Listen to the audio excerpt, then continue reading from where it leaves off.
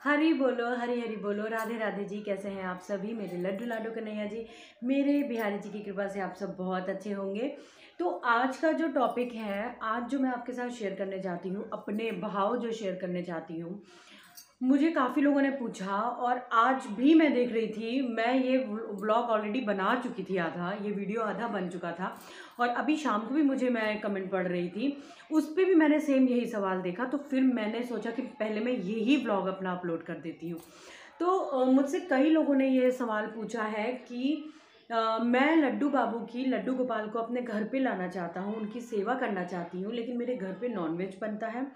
घर पे नॉनवेज बनता है और घर के लोग नॉनवेज खाते हैं, घर पे बनाते हैं, किचन में बनाते हैं। मैं कैसे सेवा करूं? क्या मैं उन्हें ला सकती हूं? और दूसरा सवाल कि हम लोग नीचे के पोर्शन में रहते हैं और मंदिर हमारा ऊपर के पोर्शन में है, तो हमने लड्डू बाबू को ऊपर स्थापित किया हुआ है, तो दिन भर वो अकेला महसूस करते हैं और अकेले रहते हैं। चलिए, मैं आपको दोनों सवालों का जवाब देती हूँ, अपने भाव बताती हूँ। देखिए, सबसे पहली चीज़ जो कि बहुत इम्पोर्टेंट है, प्रभु हमारे भाव के भूखे हैं। प्रभु को कुछ नहीं चाहिए। आप उनके आगे कुछ भी मत रखिए। आप उनके आगे दो दो दाने जो मिश्री के होते हैं वो ही रख देंगे ना, तो प्रभु इतने दयालु हैं, इतने दीनानाथ हैं, वो उसमें ही प्रसन्न हो जाते हैं। पहली चीज़ तो ये हो गई कि आपको, आपके अंदर भाव होने चाहिए, आपके अंदर बहुत भक्ति होनी चाहिए। ठीक है, कोई कोई आपसे कहेगा नहीं कि हाँ इनको, इनकी सेवा करो तो ऐसा होगा, इनकी सेवा करो तो ऐसा नहीं है। प्रभु से प्यार करिए, प्रभु से प्यार तो करके देखिए, आपको खुद ही पता चल जाएगा कि उनको क्या अच्छा लग रहा है, उनको क्या अच्छा नहीं लग रहा है, उनको हमें कैसे रखना है, क्या उनको किस टाइम पे देना है, क्या नहीं देना है। घर पे जिनके घर में नॉनवेज बनता है, तो ऐसी स्थिति में हम लड्डू गोपाल को कैसे स्थापित कर सकते हैं? सबसे इम्पोर्टेंट देखिए, प्रभु तो भक्ति भाव के भूखे हैं। ठीक, मैं आपको अपने भाव बता रही हूँ।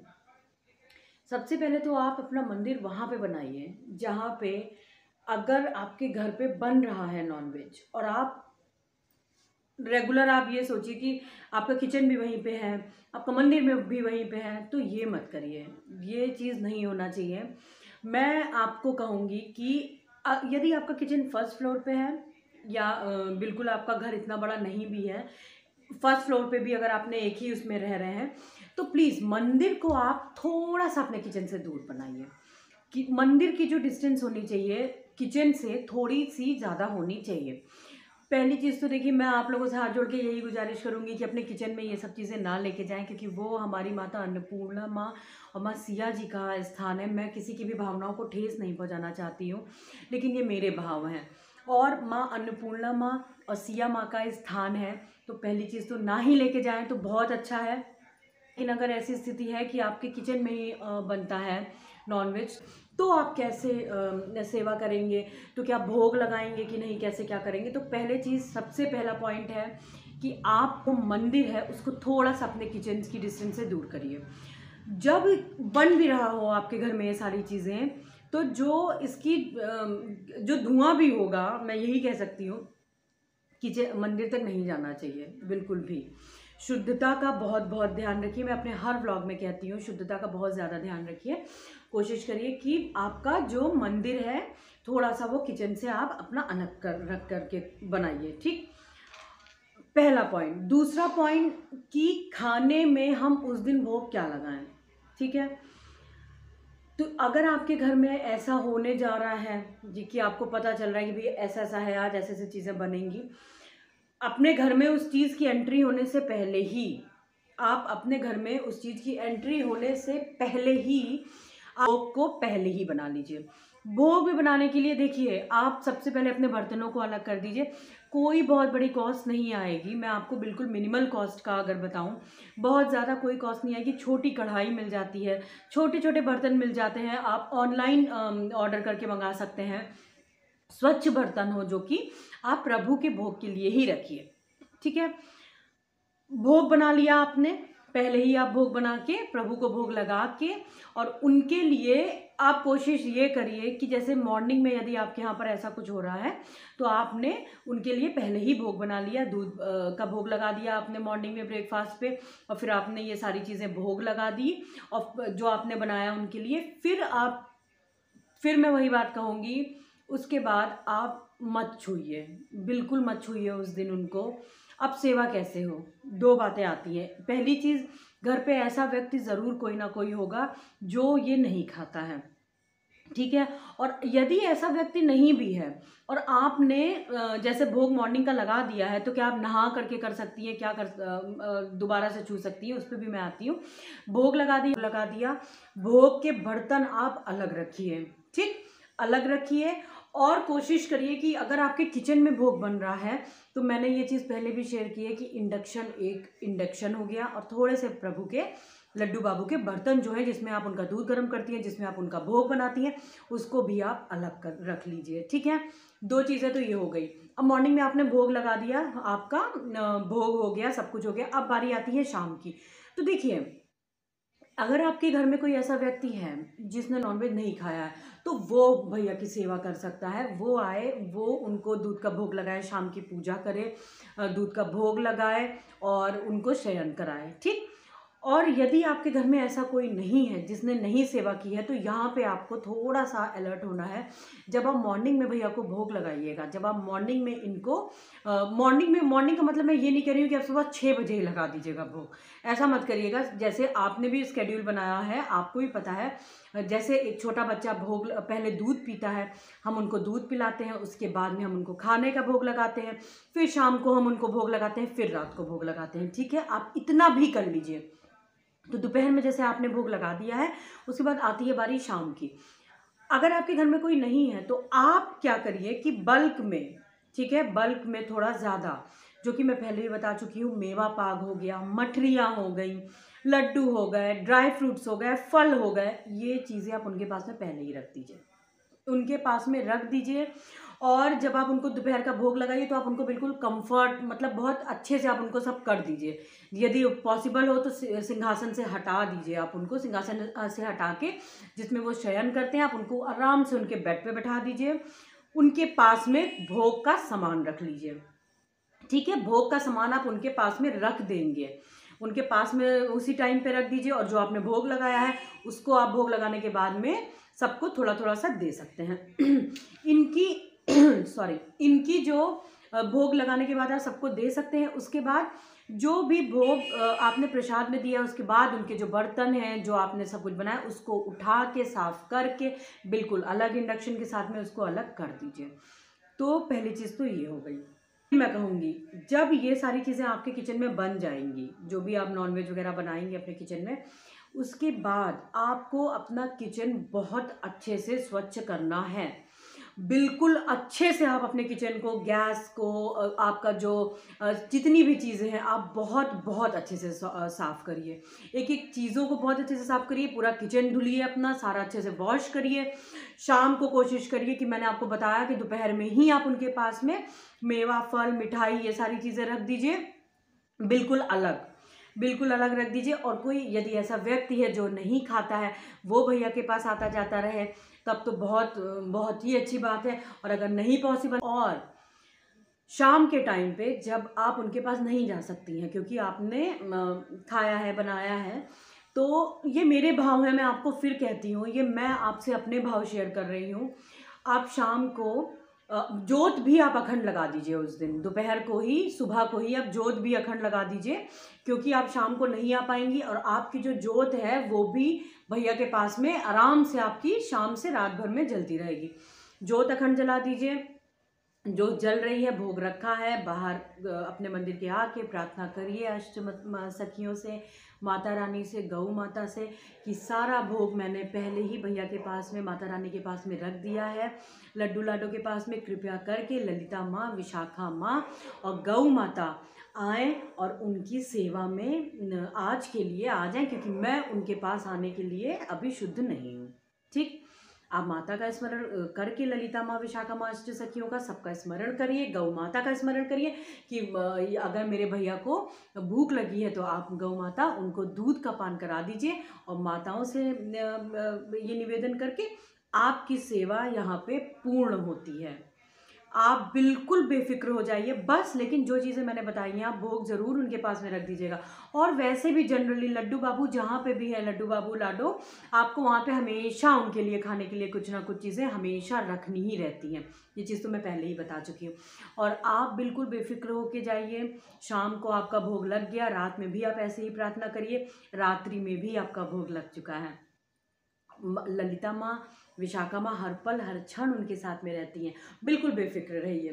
तो ये तो हो गया हमारा पहले सवाल का जवाब, जिसको मैं मैंने किया है आप लोगों को अपने भाव शेयर करने की। आपको कैसे लगे मेरे ब्लॉग्स कैसे लगते हैं, आप लोग बिल्कुल मुझे बताइएगा। मैं और ज़्यादा मोटिवेट होती हूँ आपके कमेंट से और आप लोगों के जो व्यूज़ होते हैं उससे। और रही बात दूसरी, एक सवाल और भी है जिसमें उन्होंने कहा है कि मेरा जो मंदिर है वो ऊपर है और मेरे घर में नॉनवेज भी बनता है और मैं उनको नीचे कैसे लाऊं। तो पहली चीज़ नॉनवेज वाली चीज़ तो मैंने आपको क्लियर कर दी। दूसरी चीज़ मैं आपको बताऊं, देखिए आप किचन अपना क्लीन करिए, बहुत अच्छे से डीप क्लीन करिए। जब भी आपके यहाँ पर ऐसी चीज़ें बनती है जहाँ पे आप लोग खाते हैं वो जगह बहुत अच्छे से स्वच्छ करिए। आप कहाँ पे भैया का आपने स्थान बना रखा है, कोशिश करिए वहाँ पे मत लेके जाइए, एक ही जगह बना लीजिए कि हाँ हमें यहीं पे खाना है। थोड़ा स्ट्रिक्ट मैं स्वच्छता को लेके मैं बहुत ज़्यादा स्ट्रिक्ट हूँ और ये चीज़ तो बहुत ही थोड़ी जाती है। तो अलग स्थान बनाइए, बहुत अच्छे से स्वच्छता का ख्याल रखिए। और हाँ, अगर आपका मंदिर ऊपर है तो देखिए लड्डू बाबू की, लाडो की जो मॉर्निंग की पूजा होगी सब कुछ आप ऊपर करिए, अपने मंदिर में पूजा करिए। आप सुबह को उनको भोग लगाइए, उनका जो पहला भोग होता है दूध का आप वो अपने मंदिर में लगाइए। लेकिन जब आप नीचे आ जाती हैं, जब आपके घर में ये नॉनवेज वाला सीन ना हो, जब आप नीचे आ जाती हैं एक बहुत साफ स्थान जहाँ पे कभी ऐसी चीज़ें जाती ना हो और जहाँ से लड्डू बाबू आप लोगों को देख सकते हो और आप लोग उनको देख सकते हो, उनको वहाँ पे ला करके आप विराजमान कर दिया करिए। रोज रोज डेली ये काम करिए। लेकिन जिस दिन आपके घर में नॉनवेज बन रहा है उस दिन आप उनको बिल्कुल भी नीचे मत लाइए, जहाँ पे भी ये चीज़ बन रही है मत लाइए। लेकिन स्वच्छता का बहुत ख्याल रखिए। जहाँ पे खा रहे हैं आप लोग बेडशीट्स वगैरह बहुत अच्छे से चेंज कर दीजिए। सारा सब कुछ बहुत ज़्यादा कोशिश करिए एक ही स्थान बना लें जहाँ पे आप लोग ये सब चीज़ें खाएं। पूरे मतलब जगहों पे जैसे ना खाएं। ये थोड़े मेरे स्ट्रिक्ट बहुत ज़्यादा स्वच्छता को लेकर के मैं चीज़ें आपको बता रही हूँ और इसे ज़रूर फॉलो करिएगा, ज़रूर। और आपके लिए ही बहुत सारी चीज़ें में ईजी हो जाएंगी। तो एक जगह जैसे आपने बना लिया वहाँ पे खाया, और भैया की जो आपने स्थान बनाया हुआ है वहाँ पे कोशिश करिए सब चीज़ें उस जगह पे ना ही जाएं। हाँ, अगर आपके घर में बच्चे हैं छोटे, ठीक है, तब तो समझ लीजिए बहुत ही अच्छा है। बच्चों के साथ में भैया को, माता रानी को खेलने दीजिए। देखिए बच्चों को सुपुर्द करिए आप भैया को, माता रानी को। जब आप अपने घर का काम कर रही होंगी, जब आप खाना बना रही हैं, कुकिंग कर रही हैं, लंच की प्रिपरेशन कर रही हैं, कुछ भी काम कर रही हैं और बच्चे छोटे हैं आपके घर में, तो उनके साथ में उनको खेलने दीजिए। लड्डू और लाडो को बच्चों के साथ में खेलने दीजिए, वो बहुत प्रसन्न होते हैं। उनको क्या चाहिए, उनको तो बस यही, आपने उनको भोग लगाया, पूजन की, सब कुछ आपने किया, उसके बाद जब वो नीचे लेकर के आप आइए उनको बच्चों के साथ में खेलने दीजिए, उनको खूब सारे एंजॉय करने दीजिए, मस्ती करने दीजिए बच्चों के साथ में। उनको ये इससे ये प्रभु बहुत प्रसन्न होते हैं।